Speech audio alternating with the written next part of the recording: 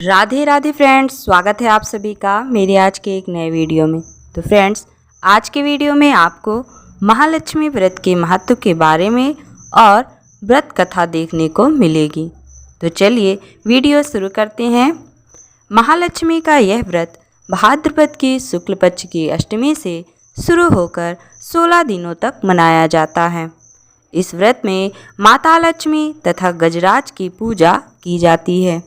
इस व्रत की कथा सुनने मात्र से सभी दुखों का नाश हो जाता है, सुख समृद्धि की प्राप्ति होती है।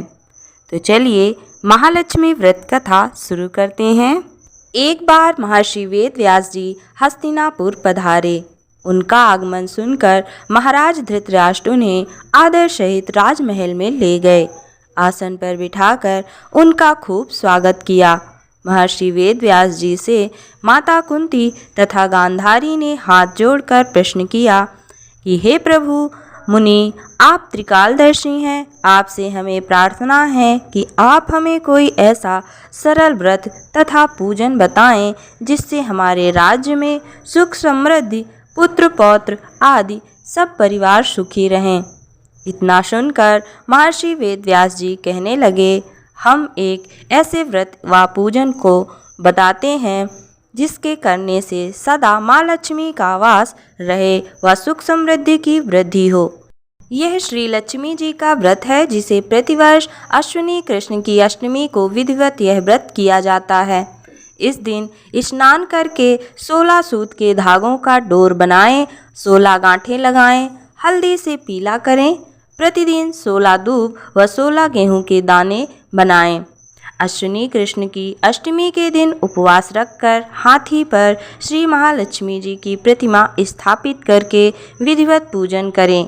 इस प्रकार श्रद्धा भक्ति सहित माता लक्ष्मी का ये पूजन करने से आप लोगों की राजलक्ष्मी की सदा वृद्धि होगी। इस प्रकार व्रत का विधान बताकर श्री वेद व्यास जी अपने आश्रम को प्रस्थान कर गए। इधर समयानुसार भाद्रपद शुक्ल अष्टमी को गांधारी और कुंती ने अपने अपने महलों में नगर की स्त्रियों सहित व्रत का आरंभ करने लगीं। इस प्रकार 15 दिन बीत गए।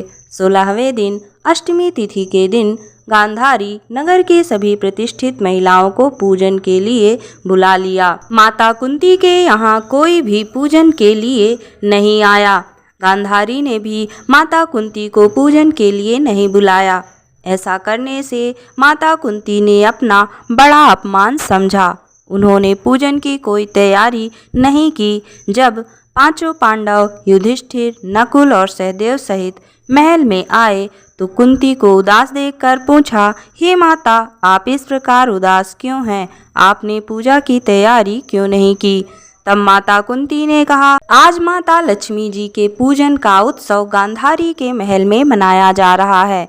उन्होंने नगर के सभी महिलाओं को बुला लिया और उनके 100 पुत्रों ने मिट्टी का एक विशाल हाथी बनाया, जिसके कारण सभी औरतें गांधारी के यहाँ पूजन करने चली गईं, लेकिन वे मेरे यहाँ नहीं आईं। यह सुनकर अर्जुन ने कहा, हे माता, आप पूजन की तैयारी करें और नगर में यह बुलावा भेज दें कि हमारे यहाँ स्वर्ग से इरावत हाथी की पूजन होगी। इधर माता कुंती ने नगर में ढिंढोरा पिटवा दिया और पूजन की विशाल तैयारी होने लगी। उधर अर्जुन ने बाण के द्वारा स्वर्ग से इरावत हाथी को बुला लिया। इधर सारे नगर में शोर मच गया कि कुंती के नगर में स्वर्ग से इंद्र का इरावत हाथी पृथ्वी पर आकर पूजा जाएगा। समाचार सुनकर नगर के सभी नर नारी, बालक एवं वृद्धों की भीड़ एकत्रित हो गई। उधर गांधारी के महल में हलचल मच गई। वहां एकत्र सभी महिलाएं अपनी अपनी थाली लेकर कुंती के महल की ओर जाने लगीं।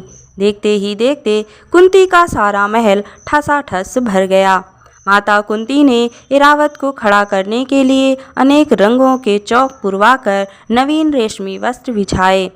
नगरवासी स्वागत की तैयारी में फूलमाला, अबीर, गुलाल, केसर हाथ में लिए पंक्तिबद्ध खड़े थे।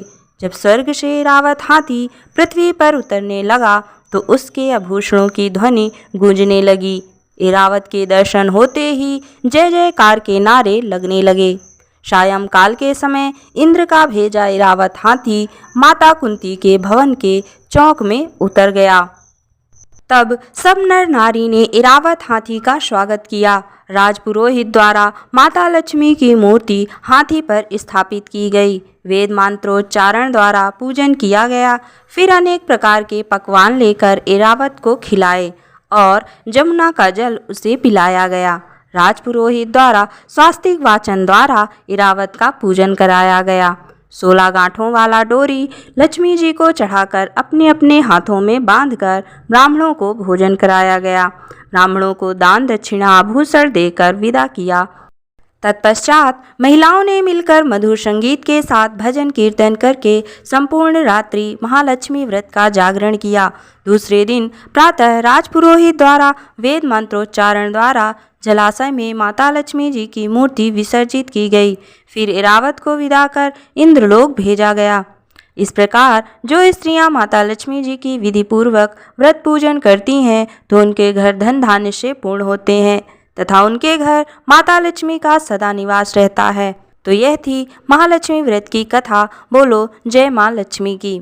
तो फ्रेंड्स, कैसी लगी आपको कथा? इसी प्रकार के वीडियो देखने के लिए हमारे चैनल को सब्सक्राइब करना ना भूलें।